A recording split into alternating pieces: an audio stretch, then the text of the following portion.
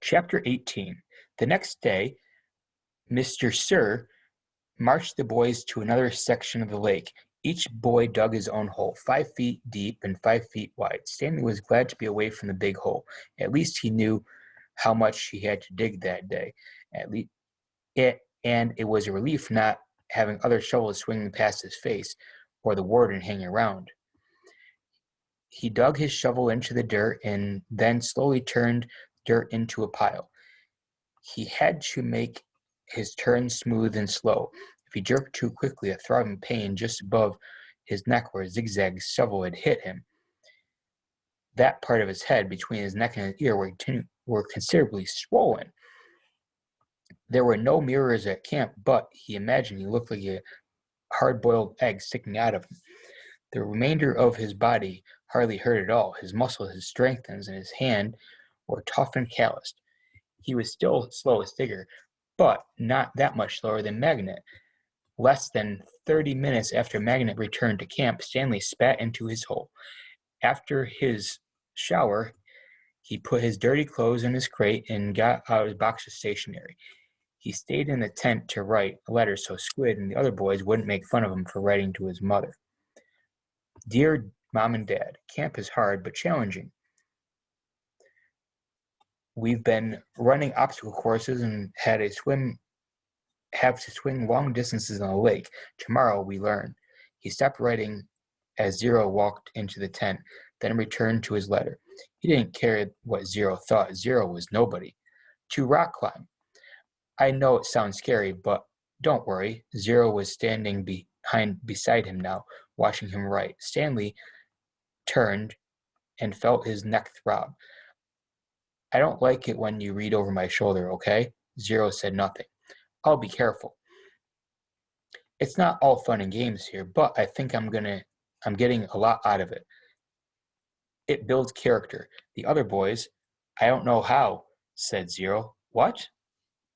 Can you teach me? Stanley didn't know what he was talking about. Teach me to what? To rock climb? Zero stared at him with penetrating eyes. What? Said Stanley. He was hot, tired, and sore. I want to learn to read and write, said Zero. Stanley let out a short laugh. He wasn't laughing at Zero. He was just surprised. All this time he thought Zero was reading over his shoulder. Sorry, he said. I don't know how to teach. After digging all day, he didn't have the strength to try to teach Zero to read and write. He needed to save his energy for the people who counted. You don't have to teach me to write, said Zero, just to read. I don't have anybody to write to. Sorry, said Stanley. Stanley said again. His muscles and hands weren't the only parts of his body who had toughened over the past weeks. His heart had hardened as well. He finished his letter. He barely had enough moisture in his mouth to seal the stamp to it. It seemed that no matter how much he drank, he was always thirsty. Chapter 19. He was awakened one night by a strange noise. At first he thought it might be some kind of animal, and it frightened him. But as sleep cleared from his head, he realized the noise was coming from the cot next to him. Squid was crying. You okay? Stanley whispered. Squid's head jerked around. He sniffled and caught his breath. Yeah, I'm fine, he whispered and sniffed again. Sniffed again. In the morning, Stanley asked Squid if he was better. What are you, my mother? Asked Squid. Stanley raised and lowered one shoulder. I got allergies, okay? Squid said. Okay, said Stanley. Open your mouth again and I'll break your jaw. Stanley kept his mouth shut most of the time. He didn't talk to much of any of the boys, afraid he might say the wrong thing. They called him caveman and all that, but he couldn't forget that they were dangerous too. They were here for a reason, and as Mr. Sir said, it wasn't Girl Scout camp.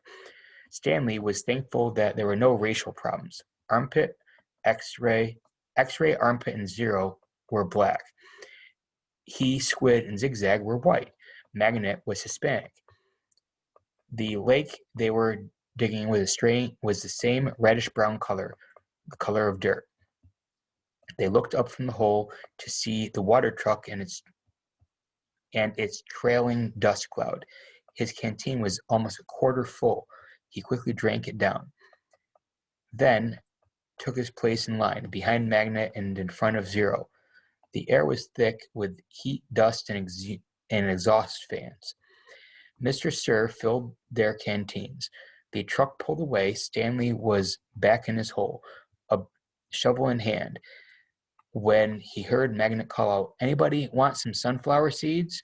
Magnet was standing at the ground level, holding the sack of seeds. He popped a handful in his mouth, chewed, and swallowed shell and all. "Over here," called X-Ray.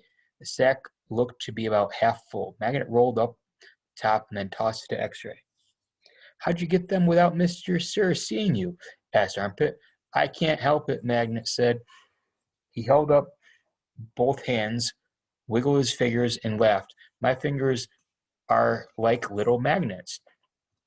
The sack went from X-Ray to Armpit to Squid. It sure did. It's sure good to eat something that doesn't come from a can," said Armpit. Squid tossed the sack to Zigzag. Stanley knew it had come to him next. He didn't want it. From the moment Magnet shouted, "Anybody want some sunflower seeds?" he knew they would be in trouble. Mr. Sir was sure to come back. And anyway, the salted seed would only make him thirsty. "Coming your way, caveman," said Zigzag. "Airmail and special delivery." It's unclear whether the seeds spilled before they got to Stanley or after he dropped the bag. It seemed to him that Zigzag hadn't rolled the top before throwing it, and that was the reason he didn't catch it. But it all happened very fast. One moment the sack was flying through the air, and the next thing Stanley knew, the sack was in the hole and the seeds were spilled across the dirt. "Oh man," said Magnet. "Sorry," Stanley said as he tried to sweep the seeds back into the bag. "I don't want to eat dirt," said X-Ray. Stanley didn't know what to do. "The truck's coming," shouted Zigzag. Stanley looked up at the approaching cloud of dust, then down at the spilled seeds. He was in the wrong place at the wrong time. What else is new? He dug his shovel into the hole and tried to turn over the dirt and bury the seeds. What he should have done, he realized later, was knock one of the dirt piles back into his hole. But the idea of putting dirt into the hole was unthinkable. "Hello, Mr. Sir," said X-Ray. "Back so soon? It seemed like you were just here," said Armpit. "Time flies when you're having fun," said Magnet. Stanley continued to turn the dirt over in his hole. "You girls having a good time?" asked. "You Girl Scouts having a good time?" asked Mr. Sir. He moved from one hole to another. He kicked the dirt pile by Magnet's hole and then moved towards Stanley. Stanley could see two seeds at the bottom of his hole. As he tried to cover them up, he unearthed the corner of a sack. "Well, what do you got there?" "Well, what do you know, caveman?" said Mr. Sir, standing over him. "Looks like you found something." Stanley didn't know what to do. "Dig it out," Mr. Sir said. "We'll take it to the warden. Maybe this will give you the rest of the day off." "It's not anything," Stanley muttered. "Let me be the judge of that," said Mr. Sir. Stanley reached down and pulled the empty burlap sack. He tried to hand it to Mr. Sir, but he wouldn't take it. "So tell me, caveman," said Mr. Sir, "how did my sack of sunflower seeds get into your hole?" "I stole it from your truck." "You did?" said. Yes, Mr. Sir." "What happened to the sunflower seeds?" "I ate them." "By yourself?" "Yes, Mr. Sir." "Hey, caveman," shouted Armpit, "how come you didn't share with us?" "That's cold, man," said X-Ray. "I thought you were our friend," said Magnet. Mr. Sir looked around from one boy to another, then back to Stanley. "We'll see what the warden has to say about this. Let's go." Stanley climbed up out of his hole and followed Mr. Sir to the truck. He still held the empty sack. It felt good to sit inside the truck, out of the direct rays of the sun. Stanley was surprised he could feel good about anything at the moment. But it did feel good to sit down in a comfortable seat for a change. As the truck bounced along the dirt, he was appreciating the air blowing through the window on his hot, sweaty face.